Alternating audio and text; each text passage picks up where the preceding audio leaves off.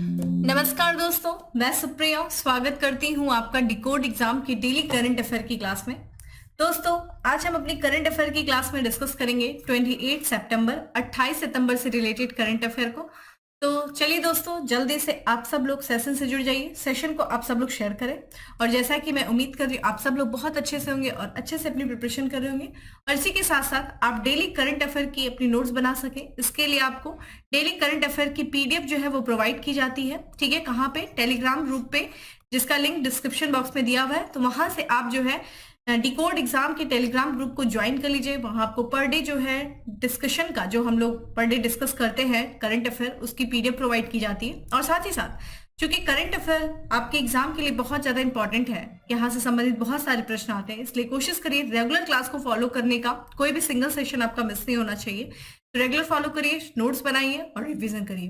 और इसी के साथ हम क्लास स्टार्ट करते हैं। क्लास स्टार्ट करूं उसके पहले कहना चाहूंगी कि जल्दी से चैनल को सब्सक्राइब कर लीजिए और बेल आइकन को प्रेस कर लीजिए। इससे आपको चैनल से संबंधित जितनी भी वीडियोस हैं उनका प्रॉपर नोटिफिकेशन मिलेगा और आपकी कोई भी क्लास मिस नहीं होगी। तो स्टार्ट करते हैं दोस्तों अपनी क्लास। और आज की क्लास में हमारा सबसे पहला प्रश्न है कि भारत के कितने प्रतिशत गांव को ओडीएफ प्लस घोषित किया गया है? ठीक है, तो कितने परसेंट गांव जो है वो ओडीएफ प्लस घोषित किए जा चुके हैं? ऑप्शंस आपके सामने देखिए, जिन्हें आंसर पता है वो कमेंट बॉक्स में आंसर करिए, जिन्हें आंसर नहीं पता है वो सेशन को ध्यान से देखें, नोट डाउन करें। ठीक है, तो यहाँ पे जो करेक्ट आंसर है वो है बी है। ठीक है, 75% जो गांव है भारत के वो लगभग अब ओडीएफ प्लस जो है वो घोषित हो चुके हैं। तो केंद्र सरकार ने देखा जाए अभी हाल ही में एक जो है सूचना जारी किया है, एक आंकड़ा जारी किया है, जिसके अनुसार देखा जाए तो भारत के जो है 75% जो गांव है वो खुले में शौच, ठीक है, उससे मुक्त हो चुके हैं। यहाँ पे जो है स्वच्छ भारत मिशन ग्रामीण के दूसरे चरण के तहत जो है इन गांवों को ओडीएफ प्लस गांव जो है वो घोषित किया गया है। देखिए, खुले में शौच जो होता है मुक्त गांव को ओडीएफ कहा जाता है, लेकिन ओडीएफ प्लस अगर वहां पे बाकी जो है चीजों की जो स्वच्छता का ख्याल रखा जाता है, वो जब गांव में होता है तो उसको प्लस, ठीक है, ओडीएफ प्लस घोषित किया जाता है। अगर हम बात करें ऐसे गांव की संख्या कितनी हो गई, तो 43,000 लगभग जो है वो हो चुकी है। अगर हम बात करें ओडीएफ प्लस गांव का दर्जा जो है किन गांवों को दिया जाता है, तो देखिए ये उन गांवों को दिया जाता है जिन्होंने खुले में शौच मुक्त होने से साथ ही देखा जाए तो ठोस और तरल अपशिष्ट होते हैं उनके भी प्रबंधन को, उनकी प्रबंधन प्रणाली को भी प्रॉपर तरीके से जिन्होंने लागू किया है, उन्हें ही जो है खुले में शौच मुक्त प्लस गांव जो है वो घोषित किया जाता है। ठीक है, यहाँ पे 14 राज्य और केंद्र शासित प्रदेशों ने देखा जाए 100% गांव को ओडीएफ प्लस का दर्जा जो है वो हासिल कर लिया है। इसमें कौन कौन से राज्य है? देखा जाए गोवा है, गुजरात, फिर तमिलनाडु, केरल, अंडमान और निकोबार, लद्दाख, जम्मू कश्मीर जो है ये केंद्र शासित प्रदेश और जो है राज्य है। यहाँ पे अगर बात करें तो सरकार ने जो है स्वच्छ भारत मिशन ग्रामीण के दूसरे चरण के तहत 2024 से 25 तक देश के सभी गांव में 100% स्वच्छता हासिल करने का लक्ष्य रखा है। ठीक है, तो अभी 75% जो गांव है वहां पे 100% स्वच्छता जो हासिल की जा चुकी है। वहीं पे अगर हम बात करें दोस्तों यहाँ पे तो 2024-25 तक के जो तक का लक्ष्य रखा गया केंद्र सरकार के द्वारा कि सभी गाँव को क्या किया जाएगा, 100% जो है स्वच्छ गांव डिक्लेयर किया जाएगा। तो ठीक है, यहाँ पे आप ध्यान रखिएगा। ठीक है, चलिए अब बात करते हैं हम अपने अगले प्रश्न की दोस्तों। और हमारा अगला प्रश्न है यहाँ पे,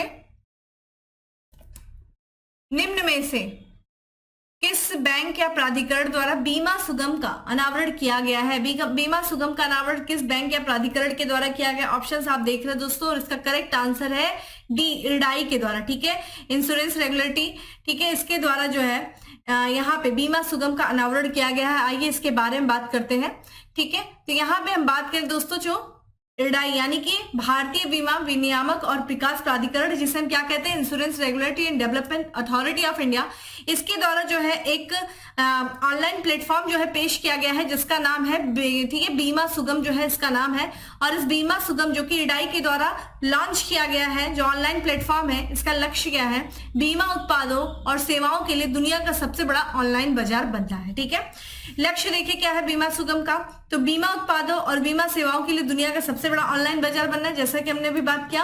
और साथ ही साथ प्लेटफॉर्म की भूमिका देखिए क्या है, इस भूमिका में देखा जाए बीमा खरीदारी, सर्विसिंग, दावों का निपटान हासिल होगा, यहाँ पे शामिल किया जाएगा, जो कि कागजी कार्रवाई और संबंधित लागतों को कम करते हुए पॉलिसी धारक को एक सहज अनुभव जो है वो प्रदान करेगा।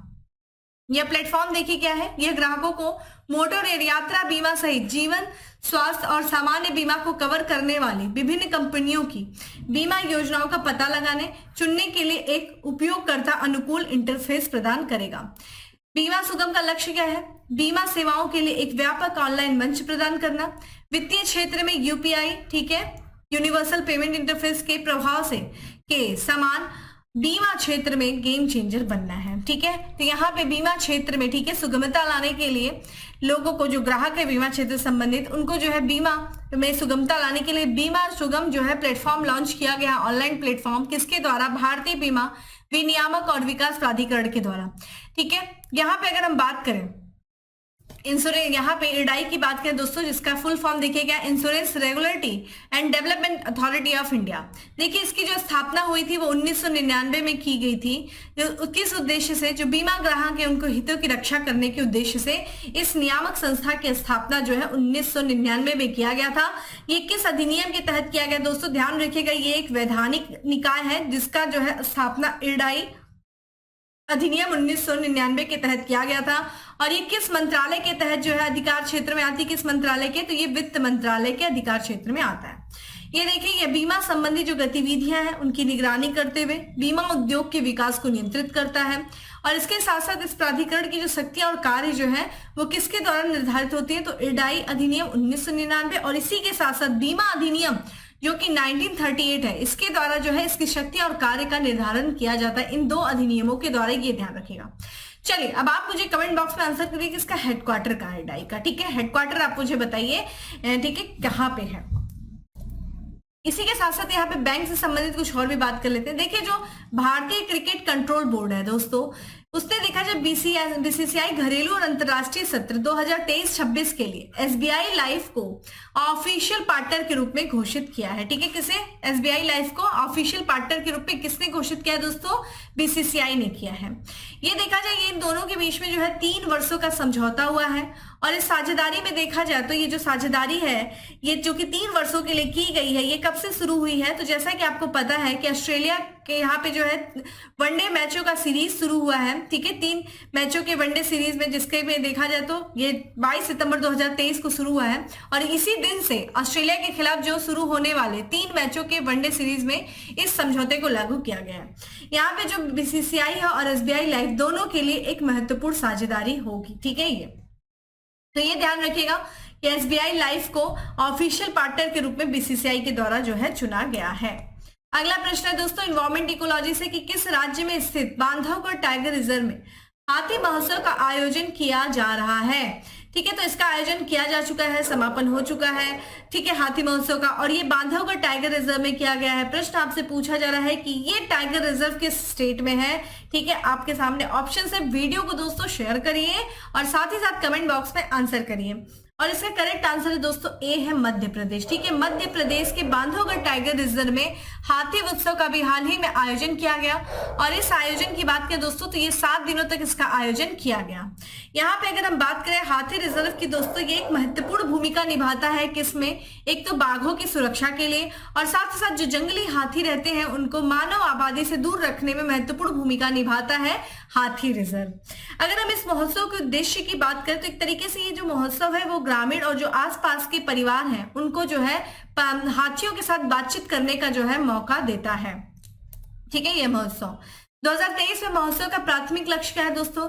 ग्रामीणों को हाथियों के बारे में शिक्षित करना है, जंगली जो जानवर के बारे में लोगों के बीच गलत धारणाएं, उन गलत धारणाओं को दूर करना इसका प्राथमिक लक्ष्य है, ठीक है। ये ध्यान रखिएगा इस महोत्सव का लक्ष्य। तो ये ध्यान रखिएगा कहाँ पे दोस्तों? तो मध्य प्रदेश के बांधवगढ़ टाइगर रिजर्व में हाथी उत्सव का आयोजन किया गया। आइए बात कर लेते हैं बांधवगढ़ टाइगर रिजर्व के बारे में। चूंकि हमने ऑलरेडी बात किया कि ये मध्य प्रदेश में स्थित है और मध्य प्रदेश के कितने जिलों में ये विस्तृत है दोस्तों? तो मध्य प्रदेश के उमरिया और कटनी जिलों के जो पूर्वी सतपुड़ा पहाड़ी की श्रृंखला है वहां पे ये बांधवगढ़ टाइगर रिजर्व स्थित है। अगर हम बात करें, ये बाघों की एक स्वस्थ आबादी और शाकाहारी जानवरों की एक विविध श्रृंखला का दावा करता है। इसमें देखा जाए तो विविध स्थलाकृतियां हैं जिनमें देखा जाए पहाड़ी घाटियां, नदियां, दलदल और विविध वनस्पतियों का समर्थन करने वाले घास के मैदान जो है वो शामिल है, ठीक है। अगर हम मध्य प्रदेश के टाइगर रिजर्व की बात करें कौन कौन सा है, तो एक संजय डुबरी टाइगर रिजर्व है, पन्ना टाइगर रिजर्व है, पेंच टाइगर रिजर्व है, कान्हा टाइगर रिजर्व है और सतपुड़ा टाइगर रिजर्व जो है वो अन्य टाइगर रिजर्व है जो कि मध्य प्रदेश में स्थित है। ठीक है, तो ये ध्यान रखिएगा। बांधवगढ़ टाइगर रिजर्व किस लिए चर्चा में रहा है? क्योंकि यहाँ पे हाथी उत्सव का आयोजन किया गया और साथ ही साथ मध्य प्रदेश के कौन कौन से टाइगर रिजर्व है उसको हम लोगों ने देखा। अगले प्रश्न की तरफ बढ़ते हैं और अगला प्रश्न है कि संयुक्त राष्ट्र और किस देश ने ग्लोबल साउथ के लिए संयुक्त क्षमता निर्माण पहल की शुरुआत किया है? तो यहाँ पे ग्लोबल साउथ के लिए संयुक्त क्षमता निर्माण की पहल शुरुआत की गई है संयुक्त राष्ट्र और किस देश के द्वारा? दोस्तों ऑप्शंस आप देख रहे हैं और यहाँ पे जो करेक्ट आंसर है वो है बी। ठीक है, ग्लोबल साउथ के लिए भारत और संयुक्त राष्ट्र के बीच में यहाँ पे समझौता हुआ है। तो यहाँ पे भारत और संयुक्त राष्ट्र देखा जाए तो दक्षिण विश्व के लिए संयुक्त क्षमता निर्माण अभियान की शुरुआत किया है। ध्यान रखिएगा, दक्षिण विश्व के लिए, पूरे विश्व के लिए नहीं, दक्षिण विश्व के लिए। अगर हम इसका उद्देश्य देखें दोस्तों तो भारत के विकास के अनुभव, सर्वोत्तम प्रक्रिया और विशेषज्ञता को दक्षिण देशों के साथ जो है वो साझा करना यहाँ पे जो है इस समझौते का उद्देश्य है। इस अभियान की जो घोषणा की गई वो न्यूयॉर्क में भारत संयुक्त राष्ट्र दक्षिण विश्व कार्यक्रम के दौरान जो है वो की गई है। ठीक है, भारत संयुक्त राष्ट्र अभियान पहले से ही चल रहा है, भारत संयुक्त राष्ट्र विकास प्राधिकरण कोष से जो है जुड़ेगा। इसके अंतर्गत पिछले 10 यहाँ पे 6 वर्ष 61 देशों में देखा जाए, जो पिछले 6 वर्षों में 61 देशों में चल रही 75 विकास परियोजनाएं जो है शामिल है। इस अभियान के अंतर्गत संयुक्त राष्ट्र, भारत टीम और bill and Melinda foundation Bharat के तकनीकी और आर्थिक सहयोग मंच के जरिए जो है वो सहयोग करेंगे। तो बिल एंड मिलिंडा फाउंडेशन के द्वारा भी इसमें सहयोग किया जाएगा। इस अभियान के अंतर्गत देखा जाए जो भारत की G20 की अध्यक्षता में किए गए विकास कार्यक्रमों को लागू करने में भी सहयोग मिलेगी इस कार्यक्रम के द्वारा।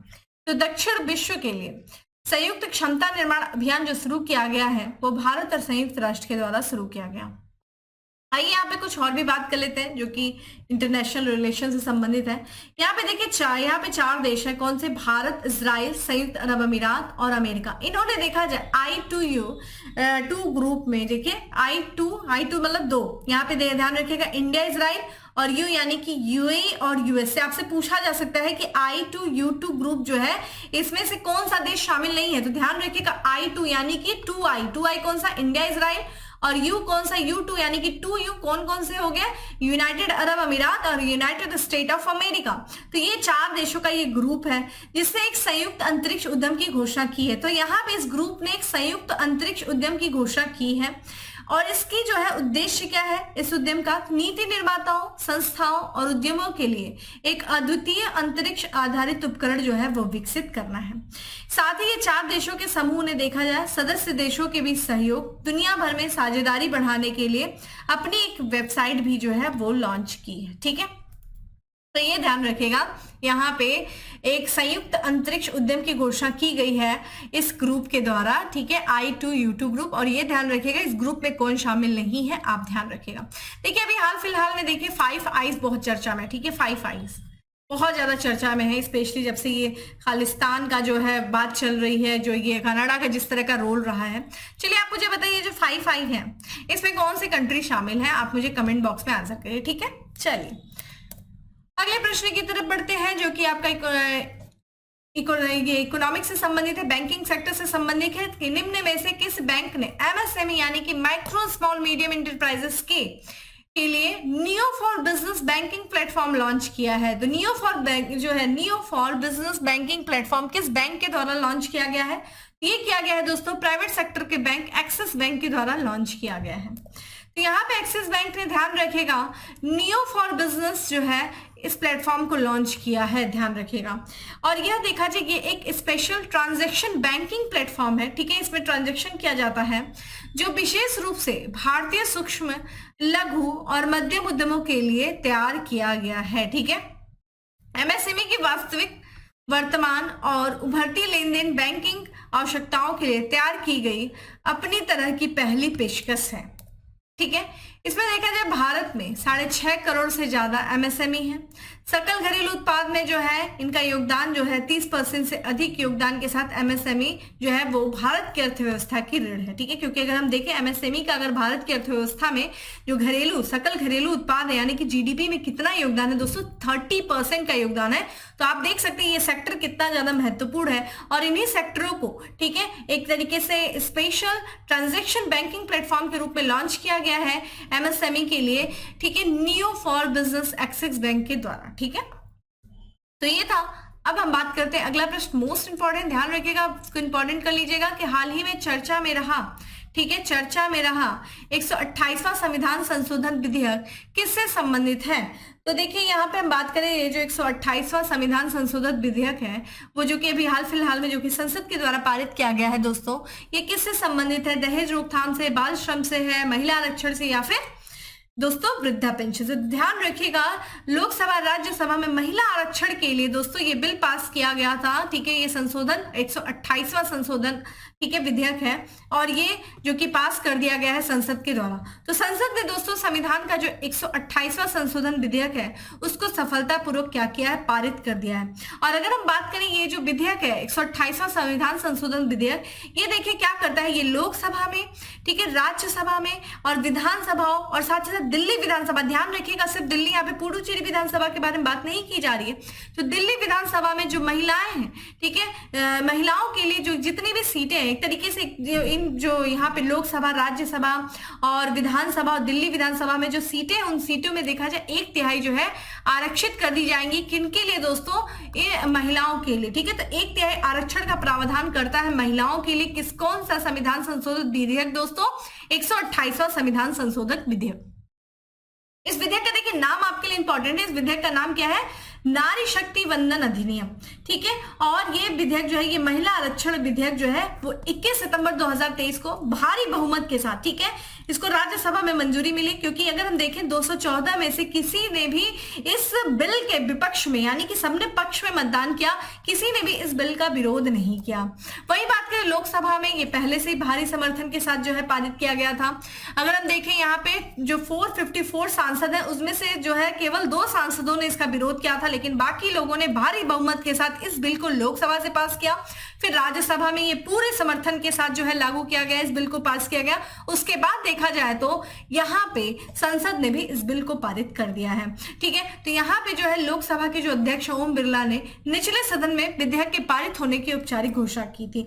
तो 128वां संविधान संशोधन जो विधेयक है वो ध्यान रखिएगा महिला आरक्षण से संबंधित है और आपके एग्जाम के लिए ये बहुत इंपॉर्टेंट हो जाता है। ठीक है, चलिए अब अगले प्रश्न की तरफ बढ़ते हैं कि निम्न में से कहां अंतरराष्ट्रीय वकील सम्मेलन का आयोजन किया गया। तो ये कहां किया गया दोस्तों, ये किया गया, ध्यान रखिएगा, ये जो है नई दिल्ली में किया गया। ठीक है, कहां किया गया, नई दिल्ली में। तो यहाँ पे जो है नई दिल्ली में, ठीक है, अंतरराष्ट्रीय वकील सम्मेलन का उद्घाटन किया गया। किसके द्वारा किया गया दोस्तों, प्रधानमंत्री नरेंद्र मोदी जी के द्वारा किया गया। अगर हम इस सम्मेलन की बात करें, इसका विषय क्या था, ठीक है, का विषय न्याय वितरण प्रणाली में उभरती चुनौतियां इसका विषय था। ठीक है, इस सम्मेलन का जो आयोजन है वो बार काउंसिल ऑफ इंडिया के द्वारा जो है वो पहली बार इस सम्मेलन का आयोजन किया गया। और इस सम्मेलन का उद्देश्य क्या है, राष्ट्रीय और अंतर्राष्ट्रीय महत्व के विभिन्न कानूनी विषयों पर सार्थक बातचीत और चर्चा के लिए एक मंच के रूप में कार्य करना है। ठीक है, तो ये इस जो है सम्मेलन का, अंतर्राष्ट्रीय वकील सम्मेलन का उद्देश्य है, जिसका आयोजन दिल्ली में किया गया। और इसका उद्देश्य देखिए, विचारों और अनुभवों के आदान प्रदान को बढ़ावा देना, अंतर्राष्ट्रीय सहयोग और कानूनी मुद्दों की समझ को मजबूत करना जो है वो इसका उद्देश्य। ठीक है, बेसिकली। तो दोस्तों ये था आज का हमारा प्रश्न। बात करते हैं अगले प्रश्न की कि निम्न में से किसे नॉर्मन बोरलॉग फील्ड पुरस्कार 2023 जो है उसके लिए चुना गया है। बहुत इंपॉर्टेंट है, कई बार एग्जाम में देखिए इनसे ही संबंधित आया है कि विश्व में जो है हरित क्रांति लाने का श्रेय इन्हें दिया जाता है, नॉर्मन बोरलॉग को। ठीक है, और ये कृषि से संबंधित जो है पुरस्कार है और इस पर किसे चुना गया है दोस्तों, ध्यान रखिएगा, ये चुना गया डॉक्टर स्वाति नायक को। ठीक है, स्वाति नायक को चुना गया है।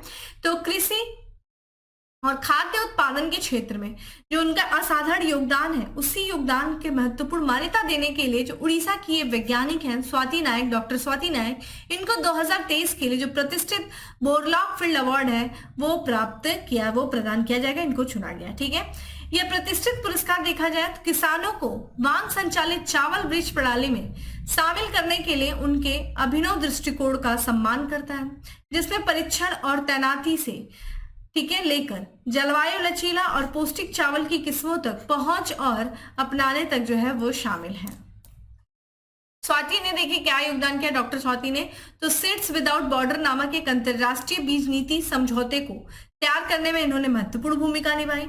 अगर हम इस नीति की बात करें तो ये नीति जो है पूरे दक्षिण और दक्षिण पूर्व एशिया में आधुनिक चावल की किस्म के वितरण में तेजी लाता है। ठीक है, इस क्षेत्र में उनके काम ने वैश्विक खाद्य सुरक्षा को बढ़ावा देने में महत्वपूर्ण भूमिका निभाई है। ठीक है, तो ध्यान रखिएगा इस वर्ष का जो है बोरलॉग फील्ड अवार्ड किस देने के लिए किसे चुना गया है, तो उड़ीसा की वैज्ञानिक स्वाति ठीक है नायक को। चूंकि हमने बताया कि विश्व की हरित क्रांति के जनक ये माने जाते हैं नॉर्मन बोरलॉग। अब आप मुझे बताइए भारत में जो हरित क्रांति के जनक, भारत में जो है ठीक है हरित क्रांति के जनक किसे कहा जाता है। ठीक है, ये ध्यान रखिएगा, हरित क्रांति के जनक किसे कहा जाता है, आप मुझे कमेंट बॉक्स में आंसर करके बताइए। ठीक है, अगला प्रश्न है जो कि डिफेंस से रिलेटेड है कि पहला C-295 परिवहन विमान भारतीय वायुसेना में शामिल किया गया है। यह किस विमान का स्थान लेगा दोस्तों, तो ये लेगा HS-748 एवरो का स्थान लेगा। ठीक है, तो ये पहला जो है C-295 परिवहन विमान जो है उत्तर प्रदेश के हिंडन वायु स्टेशन ठीक है वायु स्टेशन में भारतीय वायुसेना में शामिल किया गया है। भारतीय वायुसेना स्क्वाड्रन नंबर 11 जिसे द राइनोस के नाम से भी जाना जाता है को C-295 पहला परिवहन विमान जो है वो मिलेगा। यहाँ पे जो है ये समारोह जब जो किया गया जिस दौरान ठीक है जब ये शामिल किया जा रहा था, तो इसमें जो है इस समारोह के दौरान जो रक्षा मंत्री है राजनाथ सिंह और एयर चीफ मार्शल जो कि वी आर चौधरी भी जो है वो सर्वधर्म पूजा समारोह में शामिल हुए थे। C-295 परिवहन विमान की बात करें दोस्तों, तो ये जो विमान है ये HS-748 एवरो विमान की जगह लेगा और यह भारतीय वायुसेना की मध्यम लिफ्ट सामरिक क्षमता को बढ़ाएगा। यहाँ पे सितंबर 2021 में देखें तो भारत ने 21,935 करोड़ रुपए से 56 एयरबेस ठीक है एयरबस C-295 विमान के अधिग्रहण को औपचारिक रूप दिया है। ऑर्डर पर देखा जाए मौजूदा जो है 56 विमानों में से पहले 16 फिर C-295 को यहाँ पे देखा जाए सेवली में सैन पाब्लो सूर साइट पर असेंबल किया जाएगा। ठीक है, तो ये ध्यान रखिएगा, तो ये किसका जगह ले रहा है दोस्तों, ध्यान रखिएगा ये जो पहला जो है C-295 परिवहन विमान भारतीय वायुसेना में शामिल किया जा रहा है और ये HS ठीक है 748 एवरो का स्थान लेगा। अब आज के लास्ट प्रश्न की तरफ पढ़ते हैं कि किस देश ने केमिस्ट्री ऑफ सीमेंट पर आयोजित होने वाली 17वीं अंतरराष्ट्रीय कांग्रेस की मेजबानी की बोली जीती है। तो किस देश में आयोजित किया जाएगा 17वीं अंतरराष्ट्रीय कांग्रेस, ठीक है ये किया जाएगा दोस्तों भारत में। करेक्ट आंसर है सी।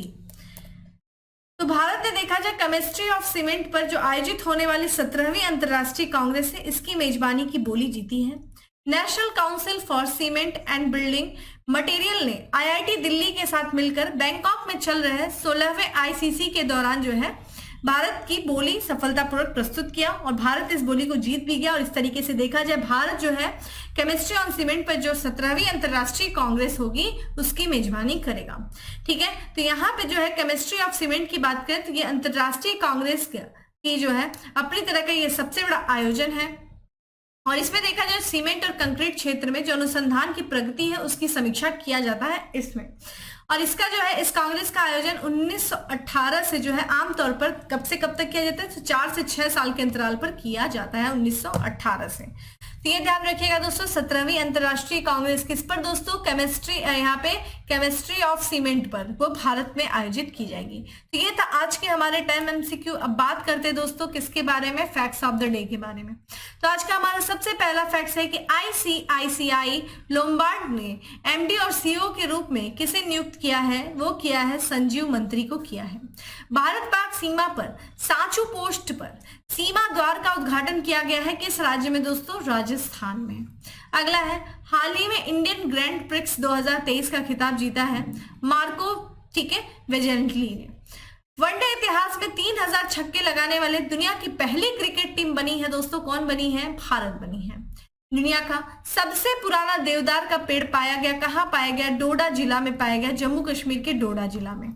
तो दोस्तों ये था आज का हमारा करंट अफेयर। उम्मीद करती हूँ आपको अच्छा लगा होगा। अच्छा लगा है तो लाइक कर दीजिएगा, ज्यादा से ज्यादा लोगों को शेयर कर दीजिएगा। और डेली करंट अफेयर की दोस्तों जो पीडीएफ है वो आपको टेलीग्राम ग्रुप पे प्रोवाइड की जाती है, लिंक आपको डिस्क्रिप्शन बॉक्स में दिया हुआ है।